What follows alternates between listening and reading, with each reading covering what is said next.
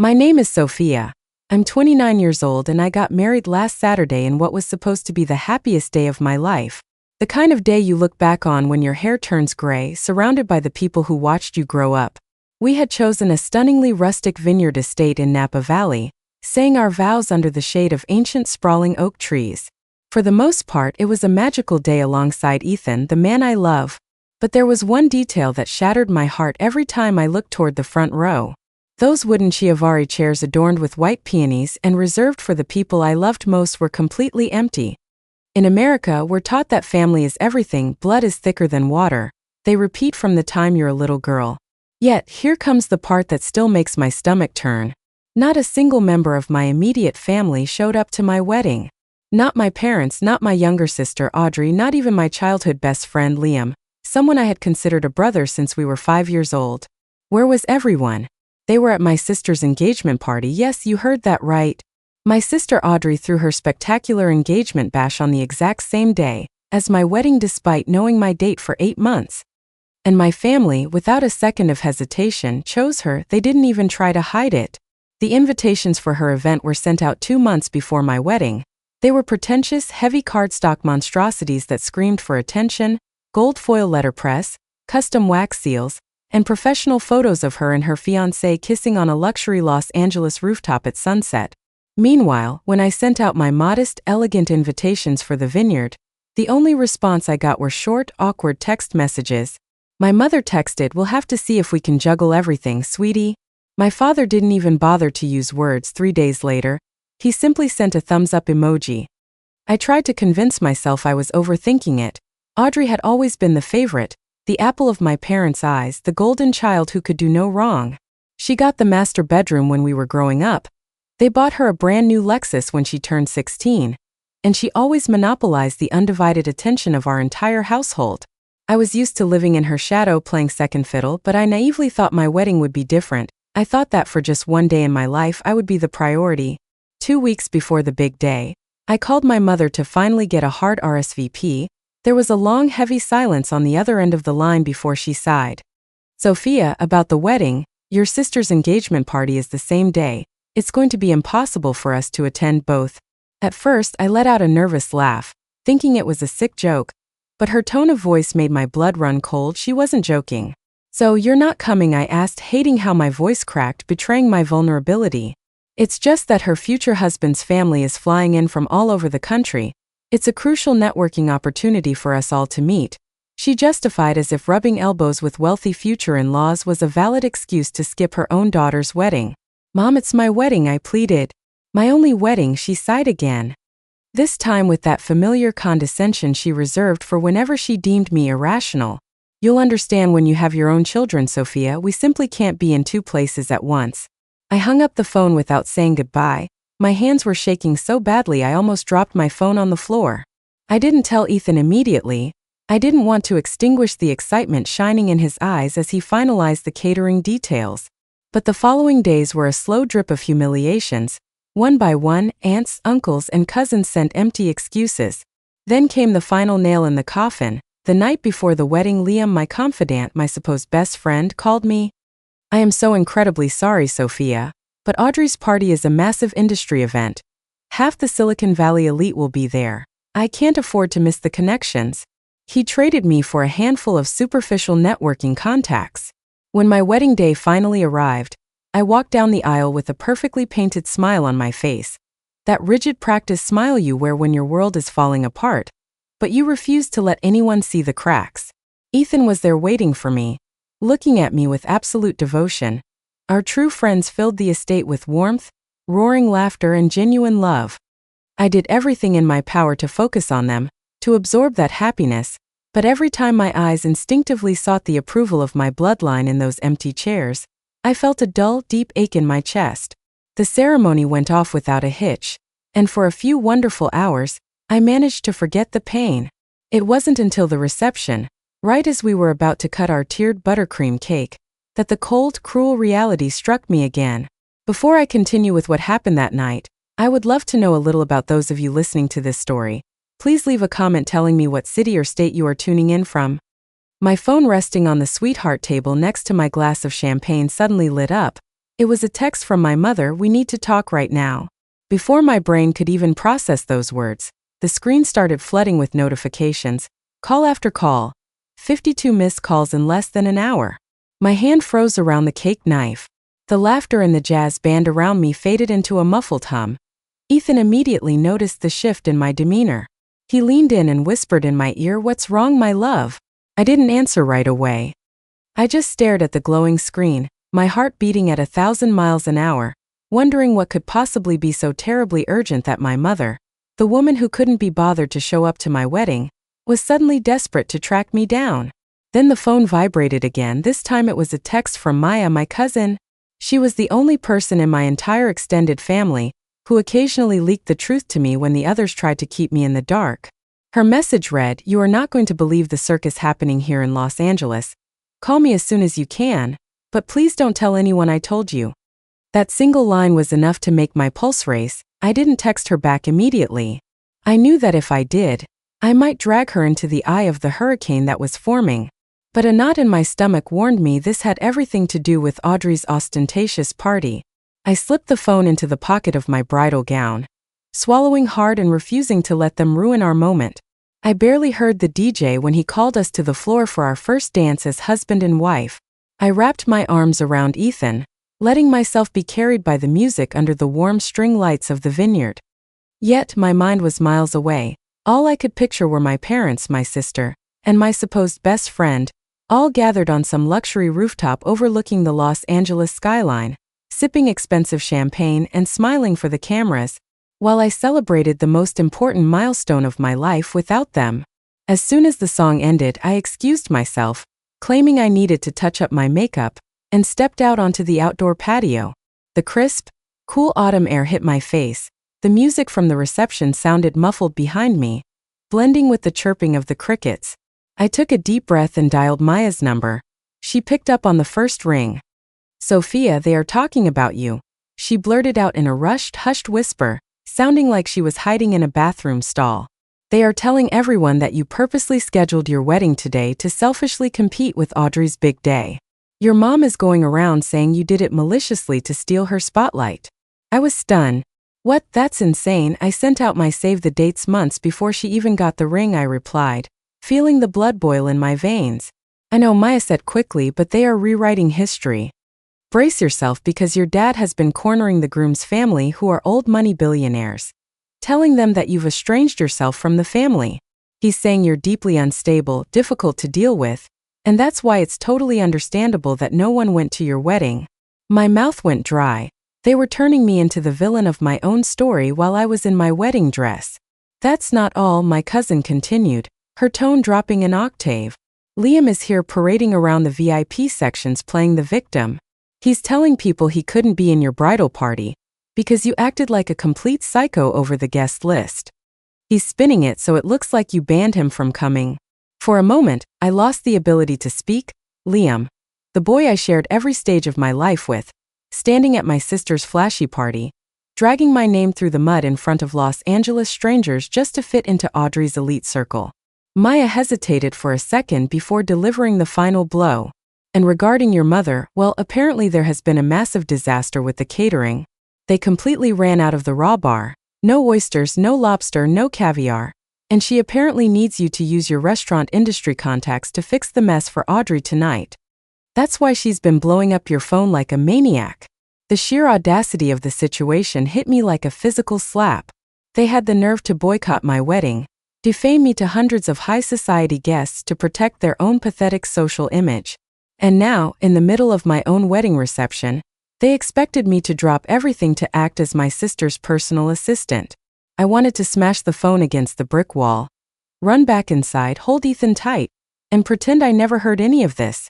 But I couldn't shake the primal rage clawing at my throat. My whole life had followed this exact pattern. They hurt me, painted me as the bad guy, and then came looking for me when they needed me to clean up their messes. But standing there in the dark, listening to the faint clinking of glasses from my own celebration, separated by miles from the hypocrisy of my bloodline, I felt something inside me permanently snap. A script flip. I was done turning the other cheek. I didn't tell Ethan anything that night. I refused to stain the purity of our celebration with my family's poison. I went back inside, I smiled, I danced. And for a few hours I allowed myself to just be the bride. But the weight of the betrayal remained, anchored in my chest. When the party ended in the early hours of the morning, and we finally made it to the bridal suite, we were exhausted. It was that bone-deep fatigue you feel when you've been smiling for hours to mask a quietly breaking heart. I was about to drop my phone on the nightstand, ready to shut out the world until the next morning when the screen lit up. A new text from Maya. This time there was no warning text, just a photo. I opened it and I felt whatever blood was left in my face drain straight to my feet. There in painfully perfect high definition was my sister Audrey posing in the center of her luxury party. She was wearing a spectacular designer gown, but it wasn't the silk or the cut that knocked the wind out of me. It was what was shining on her neck and in her hair. Audrey was wearing the vintage Art Deco emerald and platinum necklace and the antique diamond hair comb that belonged to our grandmother Eleanor. These weren't just pieces of jewelry in our family. Those pieces represented our history, our legacy, and most importantly, they were the sole inheritance my grandmother had promised me since I was a teenager. I clearly remember the afternoon grandmother Eleanor called me into her room. I was 19, just months before she passed away. She took my hands, placed the heavy faded navy velvet box in my lap, and said, "Sophia, my sweet girl, this is for you. I want you to wear my emeralds and my diamonds on the day you marry. Let them give you the strength they always gave me." She even left it explicitly written and notarized in her will. Those jewels had been locked in my mother's floor safe for years, and when I asked about them a few months ago to plan my bridal look, my mother looked me dead in the eyes and lied. She said, "Oh honey, the platinum settings are incredibly loose and the comb is fractured. It's completely unsafe to take them out right now. They need to be fully restored by a master jeweler. Best not to risk it." And now there they were, gleaming intact and draped over the golden child. And worst of all, in the background of the photo, slightly out of focus but unmistakable, was Liam, my supposed soul brother, raising a glass of champagne and laughing right next to her. I stood paralyzed, my pulse hammering in my ears. Ethan stepped out of the bathroom at that moment, drying his hair with a towel. Seeing my expression, he dropped the towel and rushed over. "What is it, Sophia? You look like a ghost." I hesitated. We had promised this day would be ours alone, but I couldn't carry this weight by myself anymore. I wordlessly turned the phone screen toward him. Ethan looked at the photo and his jaw instantly locked. "Those are your grandmother's pieces, the ones that belong to you." I nodded slowly, my voice sounding raspy and distant. "My mother swore they were damaged. She lied to my face. She gave them to Audrey for her stupid engagement party." Ethan sat on the edge of the bed, his hands balled into tight fists on his knees. "Sophia, that isn't just a massive sign of disrespect. That's grand larceny. They stole your inheritance and flaunted it while you were at the altar." As if synchronized with his words, my phone buzzed again, a new voicemail from my mother. This time, morbid curiosity won out over disgust, and I put it on speakerphone. Her voice filled the quiet of our hotel room. It sounded artificially sweet at first, then sharply impatient. "Sophia, I honestly don't understand why you're screening my calls. Audrey had a minor meltdown tonight over the catering, and we thought you could call your friend at the distribution company to bail us out. Anyway, oh, and by the way, I let your sister borrow Grandma Eleanor's old stones so she could wear something with family significance for her future in-laws. Don't make a whole dramatic thing out of this, okay? They're just old rocks. Call me tomorrow." I think that was the exact moment the final string tethering me to them was cut. It wasn't just the fact that they boycotted my wedding. It wasn't just the venomous gossip or Liam's lies. It was the absolute sociopathic coldness with which my mother could take something so profoundly personal, something that directly connected me to my grandmother's love, and hand it to my sister as if my feelings and my legal rights were worth absolutely nothing. I expected to break down crying. I expected to scream or throw my phone against the wall. But the tears never came. Instead, the hollow space inside me filled with a sharp cutting ice. For years I had swallowed my pride, justifying their slights, convincing myself that family is family. That night, I finally understood that to them, I was never someone to protect. I was just a pawn to be sacrificed for Audrey's perfect life. I stood in silence for a long time, staring into space before setting the phone down. My mind was no longer trapped in grief. I had crossed a threshold and I was now operating with cold, almost surgical clarity. I wasn't going to yell, I wasn't going to argue with them. I opened my MacBook, created an encrypted folder, and began saving every screenshot, every audio file, and every photo Maya had sent me. I titled it simply for later. The next morning, the warm autumn sunlight filtered through the curtains of our suite. But for me, the world had lost a bit of its softness. Ethan was still asleep beside me. His hand resting gently on my waist, I checked my phone. The bombardment hadn't stopped. 93 missed calls, 22 voicemails, dozens of texts from my parents, and even distant relatives I hadn't spoken to in years. Most of the messages said the exact same thing: you need to call your sister. Not a single congratulations on your wedding, not a single we're so sorry we weren't there. Just orders, demands, and cheap emotional blackmail that made my stomach churn. Finally, I listened to a voicemail from my father. His tone was clipping, dripping with annoyance. Sophia, I don't know what's gotten into you, but ignoring your family on a night like this is bratty behavior. We expected you to be more mature now that you're a married woman. Call your mother and do the right thing, do the right thing. As if they had ever done the right thing by me. That first day as a married woman should have been spent enjoying late room service breakfast, laughing and reminiscing about the best moments of the night before. Instead, I spent it with a cold mind, calculating my next moves. I knew that if I exploded now, if I screamed at them or demanded the jewelry back, they would flip the script. They would say Sophia is overreacting, Sophia is ungrateful, Sophia is always causing a scene. So I decided to give them absolutely nothing, not a word, not a tear. Silence was going to be my most lethal weapon. Upon returning from a blissful honeymoon in Bora Bora, my entire focus shifted.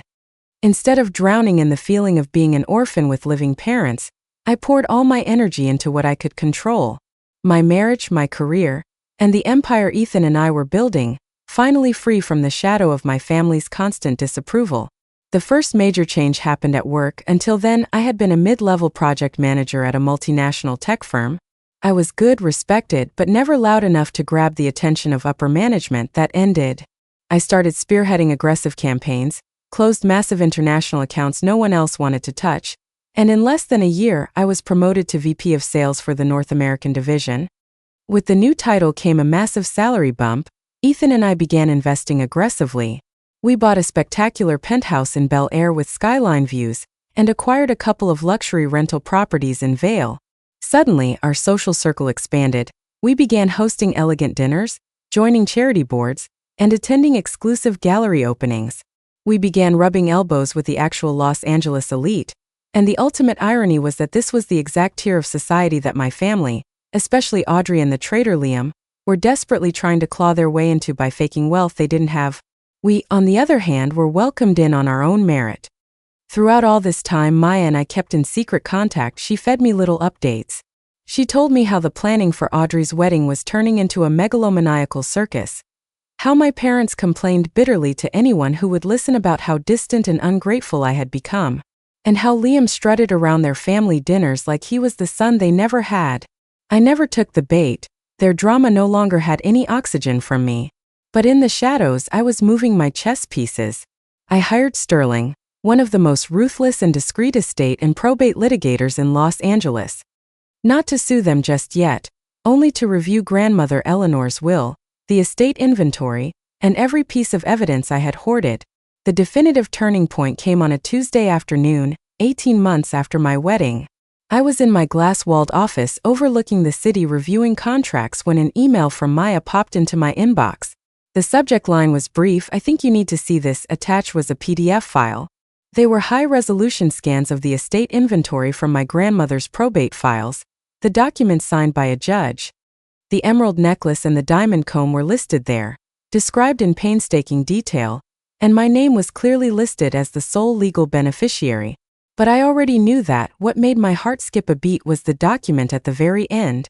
It was an addendum signed by my own mother, dated just weeks before my wedding. It read verbatim: jewelry items temporarily released to Audrey for use during her engagement party must be returned to the estate safe. Temporarily released. I leaned back in my leather chair, an icy smile spreading across my lips. That meant my mother had legally acknowledged in writing that the jewelry did not belong to Audrey. And yet, almost 2 years later, she was still unlawfully retaining them. In the U.S. legal system, that's considered misappropriation of estate assets, grand larceny. That same week, fate handed me the final card in the deck. At an exclusive charity gala at the Los Angeles County Museum of Art, I found myself chatting with one of the most sought-after celebrity wedding planners on the West Coast. Over a glass of Pinot Noir, totally unaware of my maiden name, she rolled her eyes and complained about a monstrously tacky wedding she was coordinating at a massive waterfront estate in Malibu. The bride is this girl named Audrey, the planner scoffed. Her demands are borderline psychotic. She is utterly obsessed with how her family looks to her future in-laws, their old Silicon Valley money. She even hired a PR firm to try and get Vogue or Vanity Fair to cover the event. I kept my expression perfectly neutral, but my mind was racing at 1,000 miles per hour. Audrey's wedding was happening in exactly 6 months. It was going to be massive, obscenely expensive, and above all incredibly public. I had the legal documents, I had the shark attorney, and now I had insider information on the most important event of my sister's life. My lawyer, Sterling, confirmed we could file for an injunction and serve a court order immediately, but I looked him dead in the eye and said, "Not yet, Sterling.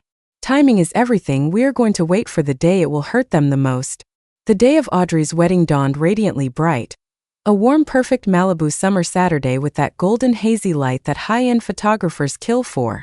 I woke up early not because I was invited, obviously I wasn't, but because the plan I had spent 18 months meticulously building in the shadows was finally being executed. I spent the morning in the home office of our Bel Air penthouse, a mug of black coffee in hand, doing a final review of the physical binder my lawyer had handed me the day before. Inside, every document was perfectly organized: grandmother Eleanor's original will, the addendum signed by my mother admitting it was a temporary loan, and the piece de resistance, a court-ordered injunction signed by a Supreme Court judge demanding the immediate surrender of disputed estate assets. The document included a very stark warning about criminal contempt charges if the assets were hidden or withheld.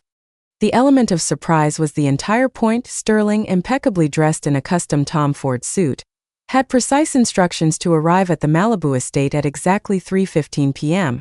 That was the exact moment the high society guests and the billionaire in-laws would be taking their seats, and right when the bride's highly produced Vanity Fair-style portrait session was scheduled to begin. And Sterling wouldn't be alone.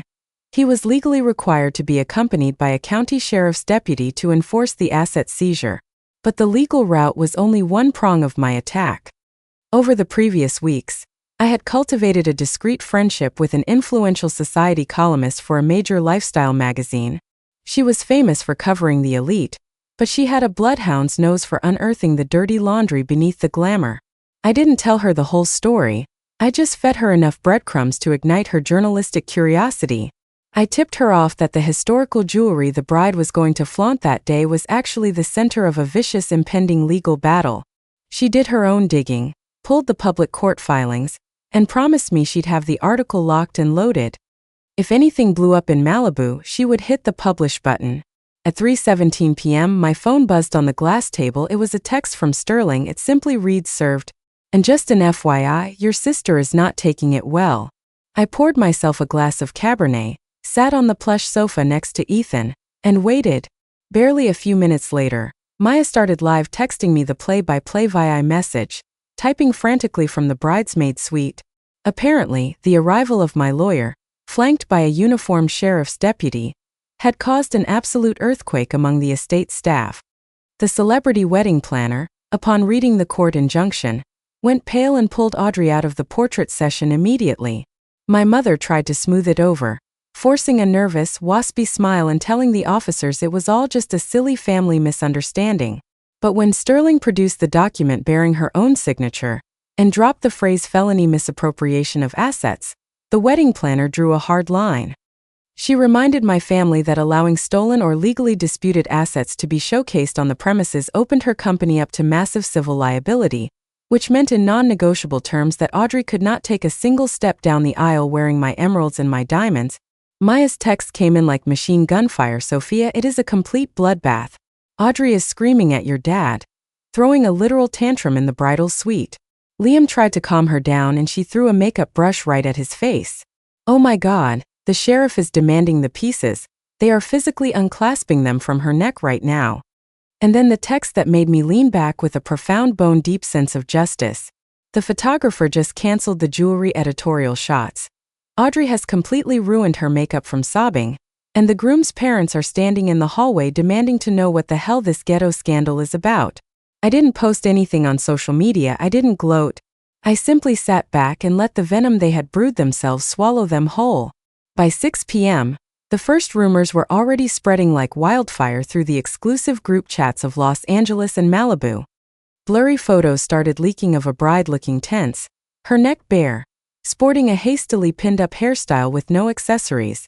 The next morning came the killing blow. The journalist I had tipped off published an extensive, devastating expose. The headline read, "The Stolen Emeralds, Silicon Valley Wedding Rocked by Heirloom Injunction Scandal." The article didn't paint me as a villain, I didn't even need it to. It simply laid out the legal facts with elegant, lethal precision. It quoted public excerpts from the probate filings and ended with a crushing final sentence.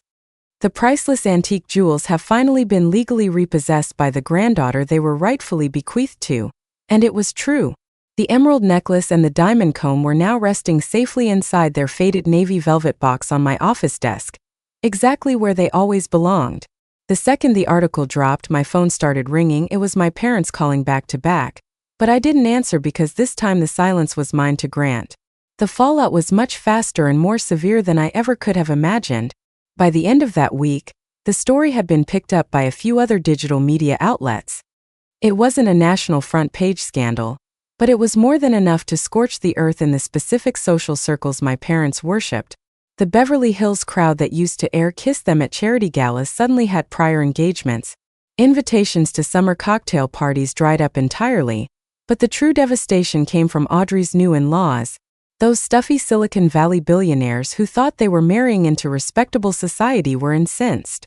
They felt their son's name had been permanently stained by a trashy low-class scandal. Through Maya's whispered phone calls, I learned that the atmosphere in my parents' house was toxic. My mother blamed my father for not just paying me off to keep me quiet, and my father screamed at my mother for being stupid enough to sign the temporary release document in the first place. Audrey, for her part, desperately tried to do damage control on Instagram. She posted throwback photos from her engagement party where she was still wearing my jewelry, accompanied by long preachy captions about how the love of family is worth more than any precious stone. It backfired spectacularly.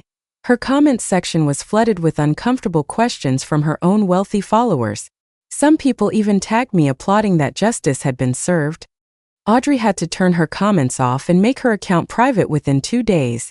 As for Liam, my supposed soul brother, he didn't escape the blast radius.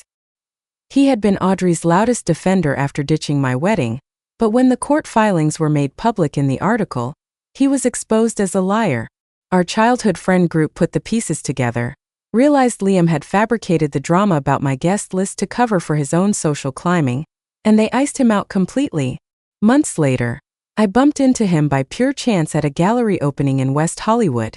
He didn't even have the courage to look me in the eye.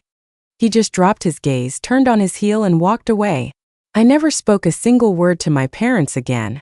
Not because I was still actively angry, though I admit a small part of me always will be, but because I realized there was absolutely nothing left to say. They made their final choice the day they decided not to show up at my vineyard. The day they chose Audrey's champagne over my happiness. All I did was make sure the rest of the world saw that choice with perfect clarity. The emeralds and the diamonds stayed with me, but now they meant so much more than a simple inheritance. They were a symbol, a physical reminder that I never had to play by their rules again. That I didn't need their fake invitations, their hypocritical approval, or their twisted version of reality to know who I was. A year later, on the night of our first wedding anniversary, Ethan and I booked a table at a tiny exclusive candle-lit speakeasy hidden in Silver Lake. That night, standing in front of the mirror in our bedroom, I took the jewels out of the velvet box. Ethan stepped behind me, picked up the heavy platinum and emerald necklace, and gently clasped it around my neck. Then, he carefully slid grandmother Eleanor's diamond comb into my updo. When the warm, dim light of our bedroom caught the green fire of the stones, I thought of my grandmother. I thought of how she always wanted this for me and how I had to be willing to lose everything, to lose my entire concept of a family in order to claim my rightful place in the world. Ethan looked at me through the mirror's reflection and smiled with that tenderness that had saved my life. "Feels like they're finally home, doesn't it?" he whispered. I nodded without needing to add a single word because the truth was beautifully simple. They had erased themselves from my life, and I had finally closed the door behind me. And I didn't just lock the deadbolt, I threw the key to the bottom of the ocean. Disclaimer: this video is created for the sole purpose of entertainment. All situations, characters, and stories in this video are fictional and are built entirely using artificial intelligence technology. We hope you have a relaxing time.